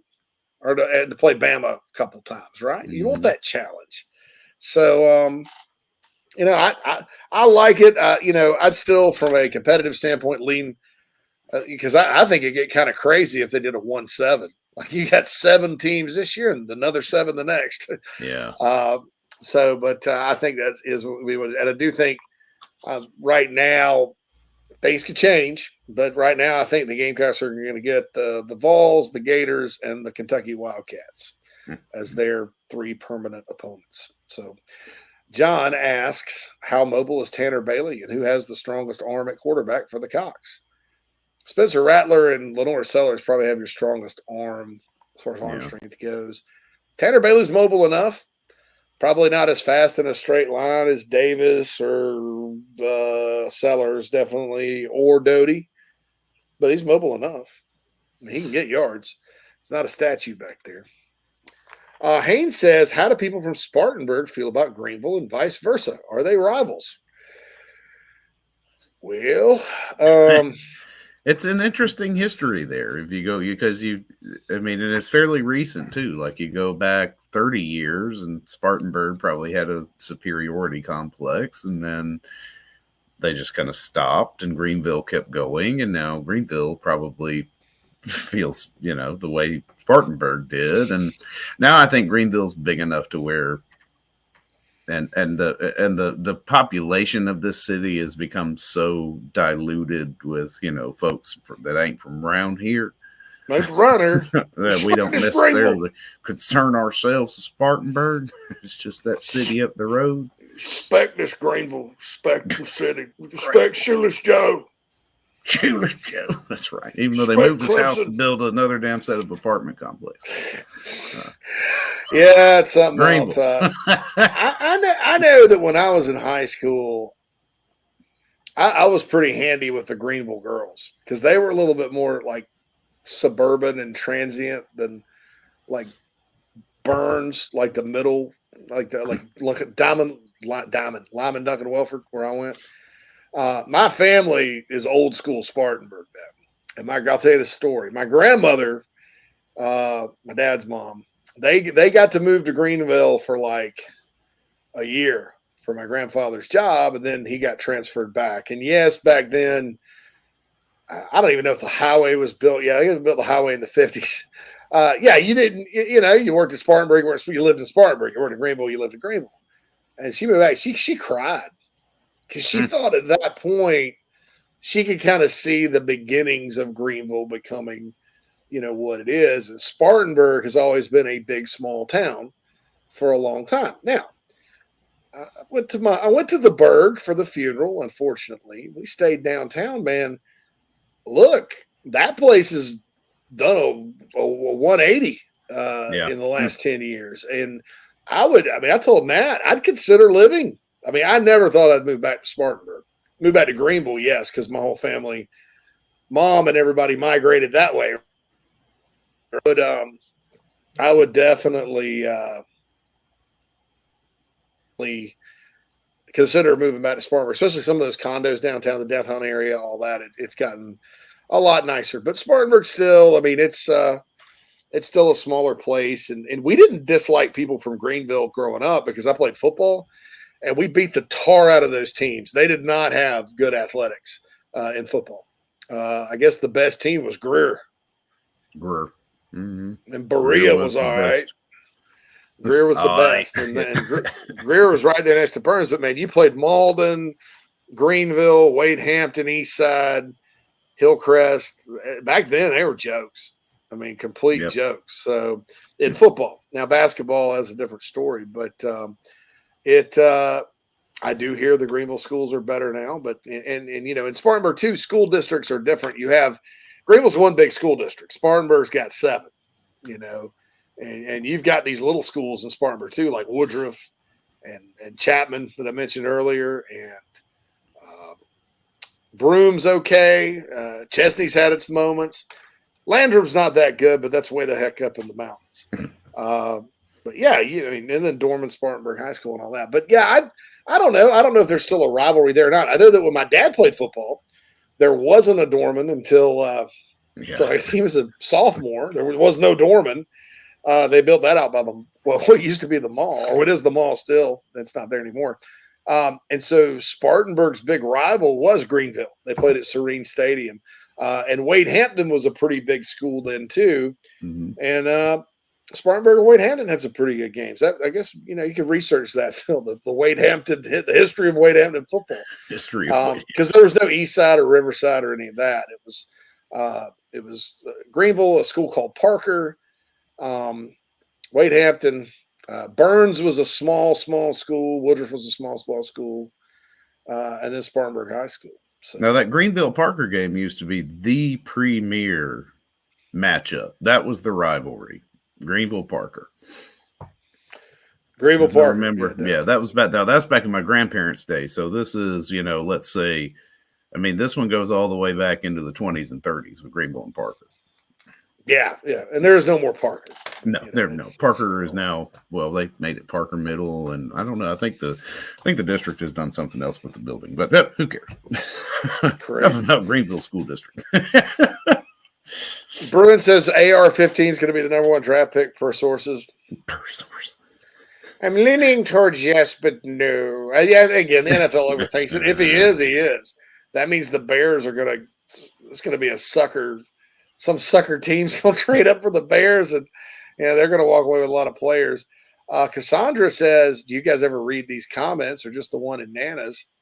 You are in Nana's. You are. You have made it to Nana's porch. I'm assuming you're saying from Facebook. Yeah, Facebook and YouTube both kind of flow into the Nana's porch chat box. Chicken bog question from John. Do you prefer chicken bog fluffy or gummy? I love it gummy. Plenty of liquid in it. Chicken, sausage, rice, black pepper with plenty of liquid. I'm down with your recipe, but I like it a little more fluffy. Because I'm dealing with this stuff right now. Like, Thai people have this stuff called sticky rice, and you'd think you'd like it because, heck, back in the day, I'd eat a sticky bun or two, right? Sometimes I sneaker couple now. Shouldn't. They got to get those LBs off. But so I thought I'd like it, and I don't. It to me, it tastes like eating like a toy. Like a plastic toy. The plastic toy. So the gummy. I just don't know, John. I'd have to try it. Maybe I would like gummy, but I'm more of that's my mama made it like fluffy, so that was good. See, I like it a little bit sticky, but not gummy. I don't want it to just like mush because I like my rice to have a bit of something to it. It's a little bit of texture, not a little bit of texture. Saunders mad about how Carolina got screwed when A&M and Mizzou joined. Yeah, look, man. Oh, yeah. Because that year, that 2012 team South Carolina had was really, really good. And you look at the schedule, and you got top 5 team in Georgia coming in. Then you got to turn right back around and play LSU, and then go to Florida. Unfortunately, that was Will Muschamp's best team he ever coached. And all 3 of those teams were extremely physical. And it was a gauntlet. And that ruined the season. And that Alabama team that year, although they rolled over Notre Dame to win the title, keep in mind, they were Chris Conley falling down, walking in the end zone. I was at that game away from losing to Georgia in the SEC title game. You have to think, look, South Carolina wasn't going to be intimidated by them. They had beaten them 2 years before. You'd have to think, maybe Carolina stays in that one. Maybe they do. Maybe Spurrier dials up a ball play and they do get in the end zone at the end, and then they're playing Notre Dame for the national title. But, they lost the game at LSU, and then by the time they got to Florida, they were just beat up. And that was another one of those situations where the team had the flu. 2021, Florida had the flu when Gamecocks beat them 40-17, so it happens. But, Saunders says Tennessee, Florida, Kentucky isn't the worst. Like to see Kentucky replaced with Arkansas, but can't really complain. Quantrell went to Spartanburg Methodist College. So did Jamie Bradford for a while. So did Monty Lee for 2 years before I transferred to Carolina. Let me tell you, people from the Berg do not take a back seat to Greenville for any reason, and they will tell you such. Yeah, that's true. Down right in Greenville, people. I'll tell you, Spartanburg is a very eccentric town for a small southern town. just look at me and all my friends. I mean, from Spartanburg. and you go into any pretty bar. colorful characters from Spartanburg. You go to any bar in Spartanburg on any given night, and they have these private clubs over there, right? That you sign your name in. The original idea was so you could drink on Sunday, but now I don't even know what it is. You sign your name. I guess you could smoke in there. Yeah, now it's so you can smoke inside. Yeah. Somebody's playing pool. Somebody's passed out on the bar. Somebody's getting sick in the bathroom. Somebody's about to get in a fight. Somebody's girlfriend's doing something that's making him mad and vice versa. Somebody's sitting there laughing uncontrollably. Somebody's playing a very intense game of golden tea, beating on the side of the damn machine. Somebody's trying to take the bartender home. And then somebody's looking for some weed. Every bar in Spartanburg on any given night. My whole life. I went back there. We went bar hopping, went to the New Way, went to this karaoke joint out in Bowling Springs. Same setup. I'm 46 years old. It's been happening since I was 20. In 30 It has not changed. But, yeah, people got a lot of pride in the Bird. Joey says Kentucky stays on the schedule because he lives in Lexington, and he'll be coming up for a road game and to see a bunch of friends. Yeah, Joey. Mm-hmm. Yeah, Kentucky makes sense to keep on the schedule, and look, I don't think they're going to be as solid as they are forever. Call me crazy. I'm not sure. I think of all the programs that are grumbling because of the 9-game schedule, because they have a little formula. They got their little formula, right? Where even if they have a down year, as long as Louisville's not that good, they're winning 6 and going to a bowl, and that's all they care about. Let's just get to a bowl season and wait till basketball season, because they play one FCS team, 2 MAC teams, and Louisville every single year. Every other program in the league, you look at their future schedules, and they all at least have challenging or interesting games. Like Ole Miss scheduled a road game at Charlotte for some reason. Vandy's going to UNLV. I mean, Missouri's taking all these weird road trips and playing Illinois and Kansas State and Kansas. Not Kentucky. And I'm sure some dumb AD is scheduled home and home with App State along the way. That's happening. Yeah. Oh, yeah. Carolina's got a road game at App State in the 2030s. I'd be surprised if that happens. But look, let's rotate that one off. Yeah. Don't you think Ohio State would have scheduled Kentucky had they wanted to schedule? They're right there across the border. Why won't Kentucky play Cincinnati? Tell me that. Riddle me that, Batman. Mm-hmm. Yeah, because that's their formula. Yeah. Now they're like, I'm going to respect this schedule. Now you can go Bobcats. Give me some bourbon. All right, we got to take a break. About the SEC schedule. Yeah. Oh, yeah. We do need to take a break. But yeah, I'll get to that after we get back from the break. Hold that thought, Philip. Because we got 2 more breaks, so we got to get them in. It's already the time is just flying by. Oh my goodness. The show will be back after these messages. If you're in the upstate of South Carolina and are in need of residential real estate services, Cindy Bass Searfoss of Caldwell Banker Kane is for you. Ask her about the village at Creekside, all of her listings in my hometown of Spartanburg, South Carolina, right there on Daniel Morgan Avenue, married to a lifelong Gamecock fan. And many of our listeners have already bought homes from her and been 100% satisfied with the detail and care she uses. Cindy Searfoss, 864-414-5271, Caldwell Banker Kane in the upstate for your real estate needs. Coach O here, and when I'm not eating average jambalaya or celebrating endless summer in Destin, I like to eat pimento cheese straight off the bucket. And the only pimento cheese I like to eat is from Nana's Porch. It's award-winning, it'll melt in your mouth, it's good on a cracker, it's good in a bowl, it's good on a piece of bread. Also, don't forget Nana's Porch has a hell of a food truck. It's award-winning as well, and they're here for all of your catering needs. So get online, nanasporch.com. It's good. Coach O signing off. Endless summer, go Tiger. The preferred sign partner of Gamecock Athletics is Signorama Columbia, and they should be yours too. A full-service sign company that handles design, production, install, and service, Signorama Columbia has helped to bring to life the perfect vision for so many all across South Carolina. Owned and operated by proud Gamecock alumni, they can handle all types of signage, including interior and exterior, vehicle graphics, and more. Go to Signorama.com and find the West Columbia location, or call them at 803-407-9284. Bring your brand to life with Signorama Columbia, and go Gamecocks. Hey man, are you sick and tired of your business computer guy? Yes, he takes forever to call me back and doesn't always respond to the requests. Yeah, same here. I'm paying him good money. I constantly have issues, and I'm worried he's not backing up my network and securing it properly. You know what, Phil? Let's ask Stone Blanton. Hey JC and Phil, if you want a solution to your IT problems, give Heritage Digital a call. Our boy Matt Odom has a low-cost, one-price solution that will get you running right. Call 843-699-1001 or heritagedigital.com and ask for Matt. He will hook you up today and tell them Stone sent you. Thompson chases it at the wall. It's gone! That ball is going to be out of here! To the warning track, leaps and makes the catch. That ball is way back. That ball is way back. That ball is way gone. And you can put spurs on this one. How about another proud boys of summer? Wingo in his yard cocks. I said, how about another and another for Wingo in his yard cocks? So, really excited about that.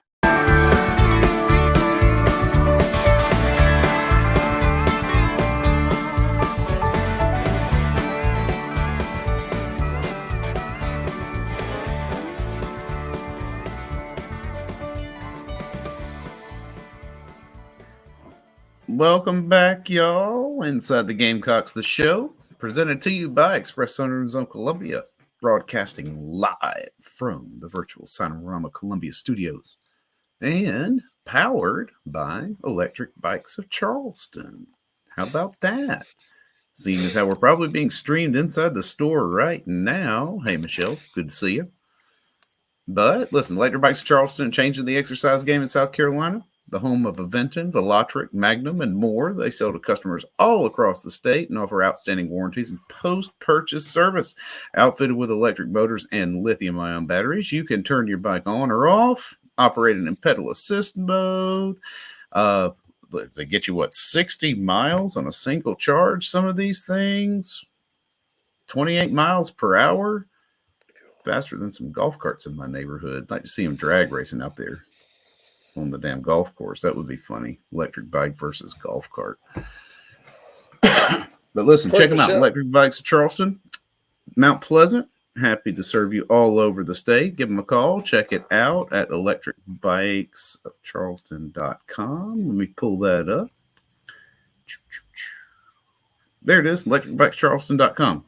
Normally, all I get to do is click the buttons, but now I got to talk and click buttons at the same time. It's like walking and chewing gum, and apparently I am not that adept at it.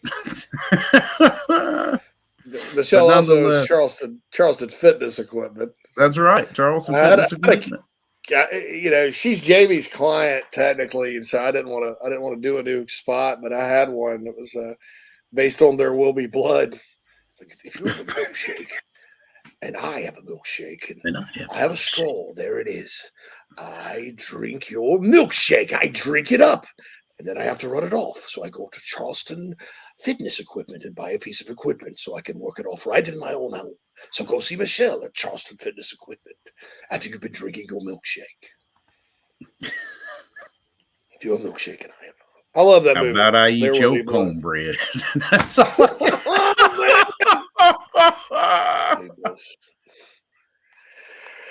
Oh boy, Cassandra, no, they have not announced the 3 official permanent opponents. Ross Dellinger had some informed speculation. Saban told him who Alabama's were. He just straight up put it out there.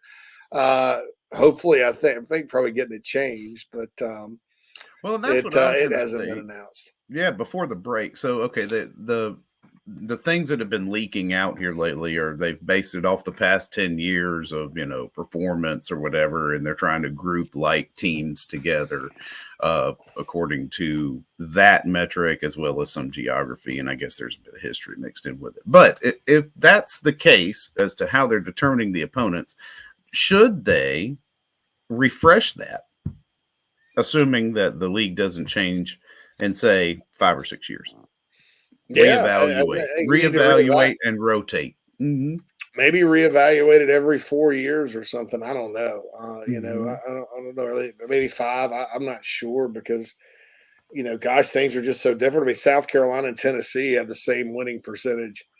So Tennessee gets a little easier. I mean, they get the Gamecocks, Vanderbilt, and of course they have to play Alabama. But they did stay true to some long-standing rivals, though. If Ross Dillinger's is true. I mean, Oklahoma is playing Florida. That's a little different, but and like somebody pointed out, the 6 is the 6 that rotate on and off. That's going to be more season defining than the 3. Yeah. Of course, you always want the path of least resistance in the sport because the old school people that pick the playoffs still think it's 1988.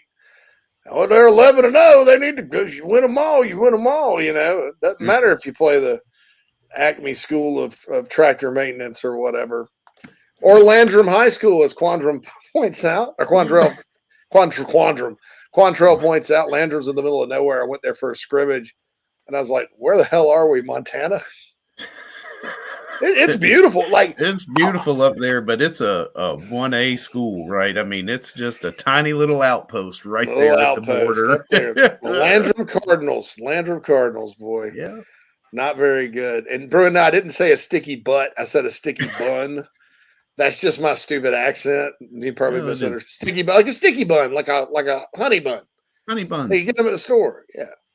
They're pretty good. Clint, news. Yeah. Bennett Swaggart, former Gamecock quarterback, former OC at SC State. Things just didn't work out at SC State for him this past year because they didn't have a quarterback. I think Buddy Pugh kind of realizes they have to probably run the quarterback and run a lot of zone read, Rich Rod type stuff to really do it. And Bennett's more of a throw it around guy. I think he's a gifted play caller, though, and he is now the new head coach at Hillcrest High School in Simpsonville, home of the Rams. So former Gamecock Bennett Swaggart, and JB will tell you all about how good Bennett is because we've talked about him many times. 76 says, JC, sounds like you've matched one of those descriptions at a Spartanburg bar at one point. Please tell us the stories. I dribble them out every now and then. Yeah, they come out. Some of them I'll give you a little teaser. There used to be this old joint that had karaoke every single night. And in case you hadn't noticed, I enjoy a little karaoke right every now and then. It was called Mama San's Cocktails and Dreams.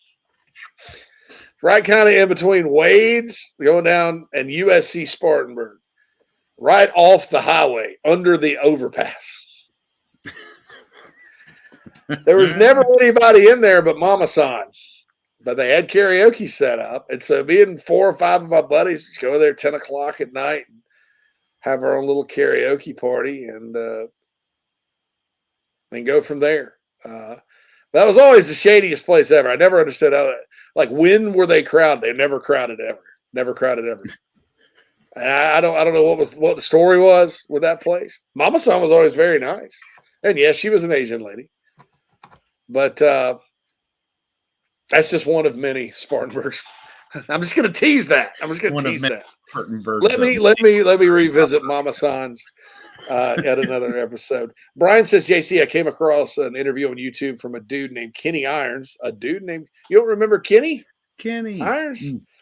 So he played for Lou Holtz. I think Kenny Irons is going to be a special player. Well, he's a pretty good recruit. Gamecocks got him out of Decula, Georgia. His dad played at David played at Auburn. Kenny was here, and there were a lot of other backs. And so this is what Brian says. Kenny said he transferred from South Carolina because they were selling Demetrius Summers jerseys at the bookstore. Have you heard this? Summers was only committed, but he took that as a sign he was going to take his job. It was the most ridiculous reason I've ever heard of someone transferring. Well, that was a ridiculous type of situation. That was back in the early days of the internet. And Kenny's dad got on, it wasn't Gamecock Central, it was Sports Talk SC. Phil used to have a message board, right?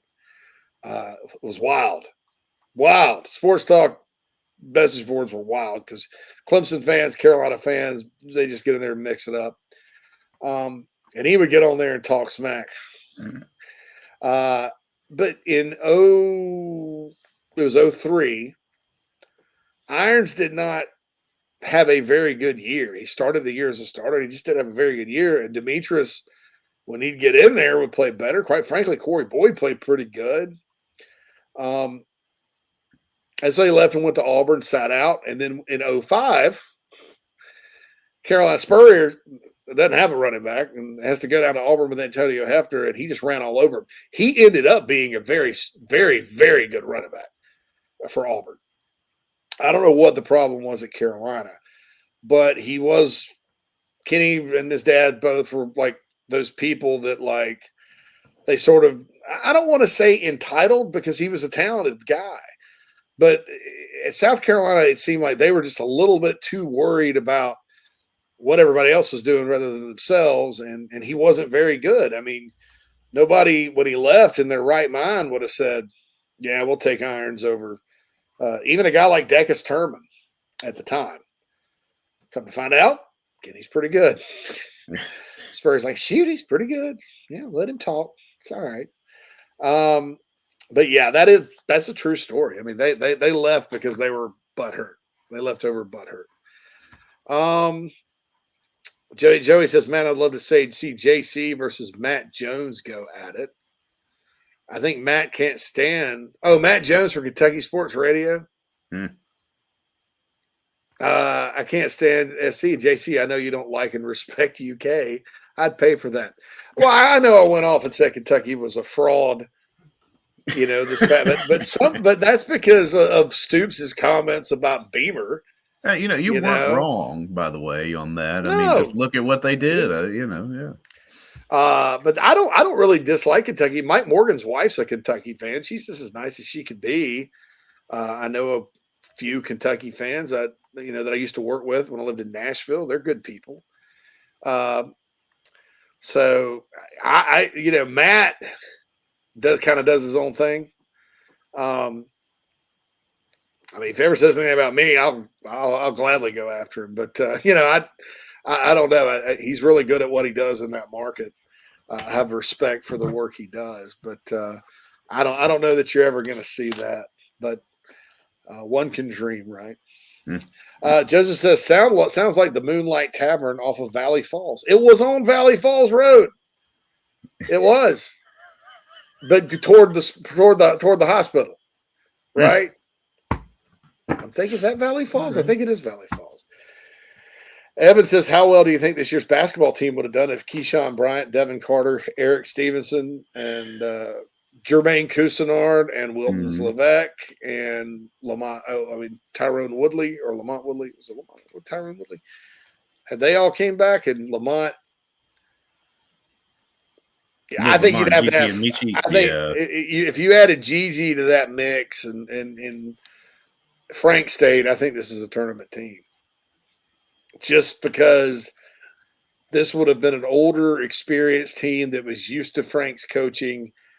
And now, I don't think Frank would have had the tolerance for some of the things Gigi did this year. But I also think Gigi and Frank had a good enough relationship to where Gigi and his everybody involved would have known that. Not to say Lamont Paris didn't coach Gigi hard or didn't bench him at all or got pushed over or anything, but Frank's a hard coach to play for. And you think about that group and probably how they went, what they could have done defensively. I don't know. And I'm not even counting Michi. I mean, maybe Frank does get Michi. A lot better. A lot better. Would have been a lot better. I mean, I would have been a lot less that social stuff going on too, I would imagine, on Frank's teams. Yeah, Cousinard, Carter, Cousinard, Carter, and Steve. I would have settled for those guys coming back with Levesque so he could rebound, and GG joining those guys. So, former Gamecock and Carolina Panther Matthew Campbell. It's not the baseball Matthew Campbell. It's the football Matthew Campbell. Tight end from North Augusta. When he played for the Gamecocks, is the head coach at Lugoff, Elgin, and has been for several years. Thanks for sharing that, Kreger. I remember when he played. Nick was at the game where in 06 now, Auburn came back to Carolina. It was a Thursday night game. I remember I went with my ex-mother-in-law. I don't know why everybody else was working, but we went to the game, sat in the seats. Gamecocks lost 24-17. Jared Cook dropped a pass that would have stunk. I mean, it would have been great. And because Auburn was number 2 in the country at the time. Mm-hmm. Auburn had the ball the entire third quarter. But yeah, Kenny did not get a good reception that year. And I don't think in that game that game down there in 05, because I was sitting in the end zone for that one. That was a butt whipping. That 48-7 game, the Antonio Hefner debacle.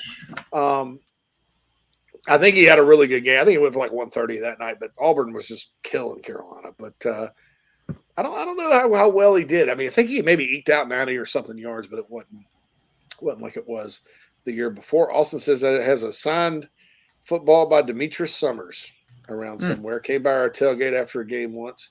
Good guy. How's he doing now? He's incarcerated. Yeah, I was going to say him. Gets out soon, I think. Yeah. But yeah, it's. I think he's. I think Derek Watson's actually out. I don't. Demetrius maybe has another.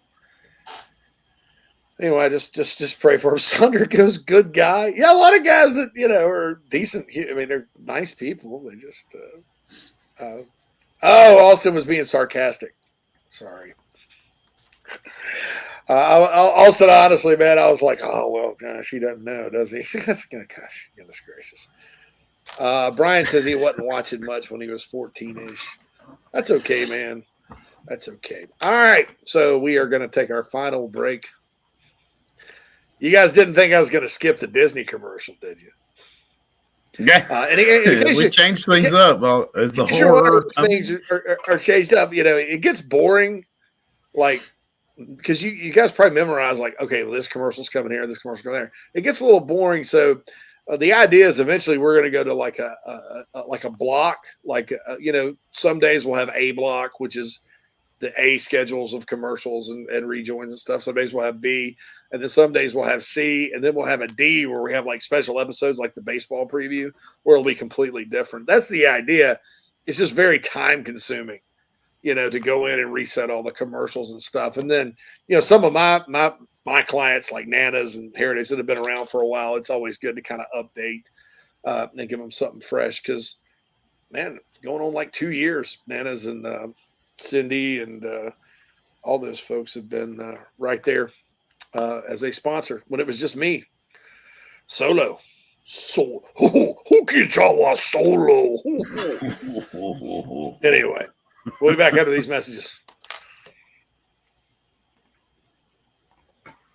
Here in the days of being back in the pool and boat are quickly approaching. Many of us don't have the time to hit the gym, but Charleston Fitness Equipment can change that for you. Outfit your home with a treadmill, elliptical, or my favorite, a home rower that allows you to row with the pros all over the world. They have free weights, home gyms, flooring, and much more that makes keeping or getting in shape much more convenient. Located in Mount Pleasant, visit charlestonfitnessequipment.com for more. Get in shape like our Gamecocks. Charleston Fitness Equipment, proud partners of Inside the Gamecocks, the show.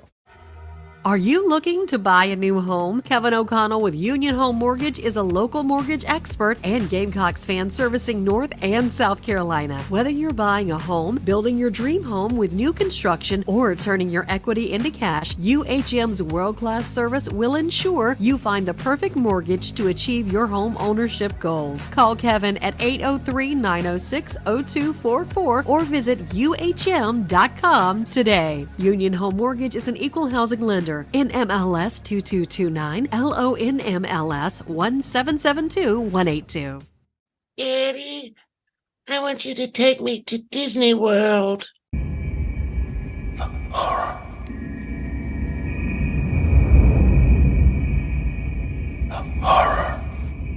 Calm down. JC is here. As y'all know, folks, the family and I have visited Disney World many times, but it can be overwhelming, especially if it's your first time going to the most magical place on earth. I highly recommend wherethisroadleads.com and my friend Cherie, a certified Disney vacation planner. That's right, the mouse has given her permission to book your family vacation hassle-free. You don't know where to go, don't know where to stay, don't know where to eat, don't know what to do. It can be overwhelming. So get on wherethisroadleads.com and schedule your free consultation right now. She can help you out. The prices are very reasonable. You don't pay any extra fees. In fact, she's much more reasonable maybe than booking it straight through Disney. So for your next Disney vacation, or, more likely your first, so you don't panic, go to wherethisroadleads.com and talk to Cherie, certified Disney vacation planner, a partner of Inside the Gamecocks, the show. This is Braylon Wimmer, South Carolina Gamecock Baseball, and you are listening to Inside the Gamecocks, the show. Go Cox!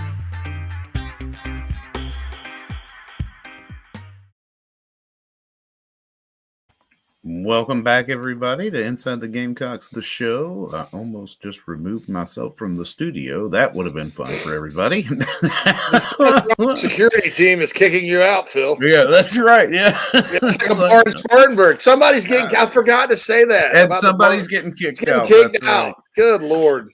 Now, I have been there once or twice, but it's been a long time. When I was out of finer establishments than this one. Gosh, I guess it was like 2012 or something. I went through this period in my life where I would go on the road, and when you go on the road and you're covering recruiting, you got to watch your drinking, because you got to go to high schools and stuff. You don't want to go hungover, blah blah blah. However, I found the time to go to a bar too, and something happened like over and over. Like, number one, people said I looked like Tom Hanks. I don't know what it was. Back then, people were like, hey, you look like Mr. Tom Hanks. And I'm like, really? And then number two, I kept getting kicked out of bars.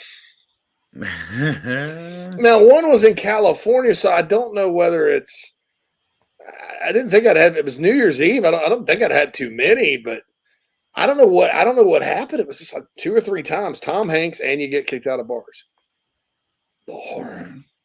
But wait, was it this JC right here? Look at this here. Look at that. What is that? This picture is only here for 2 things I would like to point out to the audience. One of them is Harambe in the background. Absolutely. I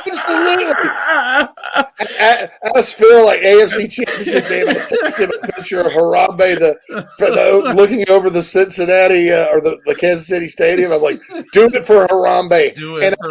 I decided to take the Bengals based on that and lost my ass. Yep. So, I was like, do it for Harambe. So yes, that is number one. What was number 2, Phil? Number 2 is this. Look at this vein right here. Look at the vanity. Look. How long has it been, JC, since you look like this? Come on. This was 2017. 2017. Yeah, it's been about 6 years. Right here. Look, during that time, man, I had a personal. Yeah, man, you were doing it. You had a trainer. You were killing it in the gym. Dude, the Hammer, Jay Hammerbacher in Greenville. I was living in Greenville. I only went twice a week, but it's this thing called Ultra Fit, and it wasn't so much the. I don't know. The working out did help, but it was the daggum diet. I mean, I just ate totally clean for 5 days a week and worked out 2 days a week, and drank like a fish on the weekends and didn't gain a pound. And then I moved to Atlanta. Kind of, when I met Nat, I was looking pretty good too. But up here, I've just gone to crap. I'm embarrassed. The other dude, Kreger, in the picture is the co-owner of Carolina Rise. That's Cam. That's my brother Cam and his wife Ashley. They went with us, and I took his son Bryce down there. It was my mom. This is when my mom and her husband were racing the scooters. Same trip. Yeah. Ex-girlfriend and her 2 kids, and then Cam and Ashley and Bryce. We had a blast. We really did. We had a very fun time down there, and hopefully, and then I didn't go again until like 2021. You had to wear a mask. That sucked, and it didn't because it wasn't as crowded because of the pandemic or whatever. I went with Nat and her boys for a few days, and then Nat and I are flying down next Sunday and going with my mom and her husband and my little niece that my mom's raising, Bodie. So yeah, my mom's 66 and has a 4-year-old. Ain't life grand, but it's her first girl, and it's her husband's first girl. They have 7 boys between them, so it's going to be interesting because I think now I have to go to like the Bippity Boppity Boutique and then the Cinderella stuff and all that good stuff. Yeah, you get to see the other side of the Oh, side of yeah. Disney where I Never been live with when I girls, go you down know. there. Yeah, You get to live through Phil's. Like Kreger says, how quickly we get downhill. I'm skinny, fat, 150 with a muffin top. I was a pretty big boy back in till about 2011. And I was sitting there at 4th of July in Pittsburgh with my ex-wife's family. And I just said, screw this. I got to lose some weight. I lost 100 pounds, man. But I didn't lift when I was doing it. And I was skinny fat, I thought. But that's when I looked like Tom Hanks, I think. But the best shape I've ever been in, since I, got out of college and stuff, my job isn't exactly conducive to getting a lot of exercise, right? Because I'm on a computer all day. But was that 2017 period. And it lasted until I met Nat in 2019. I was good enough to trick her into being with me, right? I was gonna say that wedding we were all at, we were all looking good at that point. But yeah, I'm with you, Kreger. I'm skinny fat right now too. I don't weigh a ton, but I'm a little soft. Yeah, Bruin's like, eat good, you'll be over 300 like me now. I'm pushing it, bro. I was pushing 300. Yeah, I've been there. I just got to do something. And but I do think I'm gonna, I'm not gonna lose a bunch of weight between now and Disney. So I'm gonna like hide behind, Pinocchio in the pictures or whatever. But I can't be all front and center like I was in that one. But I'm just gonna have to do it so I'm used to walking around and stuff because I just I may fall out. I mean, I don't know. I mean, it's tough. By day 3. And you got to walk from freaking the front of Epcot all the way to the back and deal with everybody. I mean, it's crowded and man, and your knees are popping and you got blisters all over your feet. That can get brutal. So I got to train. I'm like, da-da-da, da-da-da, da-da-da. What's the song? What's the song from Rocky 4? Flying High now. Oh, Rocky 4. He jumps over the mountain. He's like, bum, bum, bum, bum, bum. Damn, where's Dina when you need her? No, I know this. I've got You're the Best Around, but that's from Karate Kid. Yeah, I know. Yeah, Rocky. I got that Rocky stuck in my head 4. too because I was listening to JC and Morgan before we came on. Karate Kid. So, done. There's no easy way out. That's right. Dun, dun, there's no easy way out. I love that song, dude.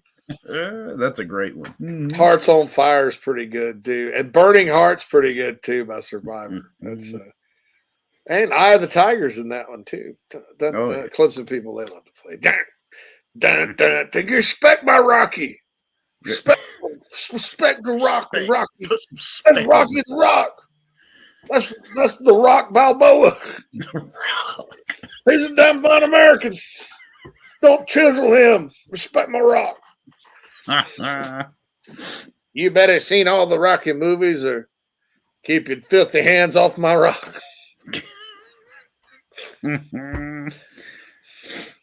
They're all decent. Goodness. We watch them all except for 5. Is that the one with Tommy Gunn? Yeah. That one sucks. Yeah, that one was awesome. They redeemed themselves with Rocky Balboa is actually really good. I thought that was really good too. A lot of people panned it, but I mean, I think I I thought that was well written. Some of the dialogue in that is awesome. Yeah, Joey says YouTube workouts, JC, easy to do at home. Yeah. Yeah. I'm with you. That's my motivation. Krager did P90X for a few years. See, I gotta just lift with a little cardio. Like I could do like 15 minutes of treadmill, 45 minutes of lifting.